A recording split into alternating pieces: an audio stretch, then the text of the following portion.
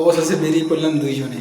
কোথায় যাচ্ছি সেটাই তোমাদের দেখাবো, চলো যাওয়া যাক। এই দেখো, আমরা চলে এসেছি মিউয়া মোড়ে। মিউয়া মোড়ে ঢোকার সঙ্গে সঙ্গে এই কেকটা আমার নজর কেড়েছে। দোকানে ঢোকার সঙ্গে সঙ্গে এই কেকটার দিকে বারবার আমার দৃষ্টি চলে যাচ্ছে।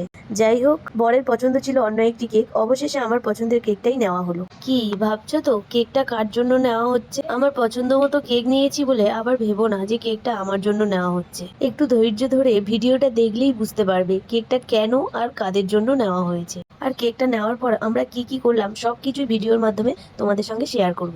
আমাদের জিনিসপত্রগুলি প্যাকিং করা হয়ে গেছে, এবার আমার বর পেমেন্ট করছে। চলো গুটি গুটি পাই কেক নিয়ে বাড়ির দিকে যাই।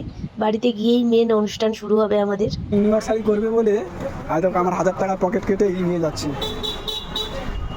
কিন্তু আরও বলছে আমি তো গিফট নিতে পারছি না। অবশ্যই ভালো লাগবে, কেন ভালো লাগবে না, ওরা এই সম্বন্ধে জানে। কেক টেক কিনে নিয়ে আমরা বাড়িতে চলে এসেছি। এবার আমরা আমাদের বাড়ির ছাদে বেলুনগুলো ফুলিয়ে ছাদটা খুব সুন্দর করে সাজাবো।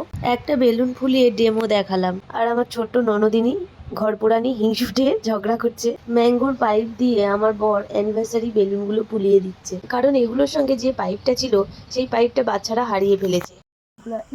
আমি তো নাইটি পরে আছি, গামছা নেই।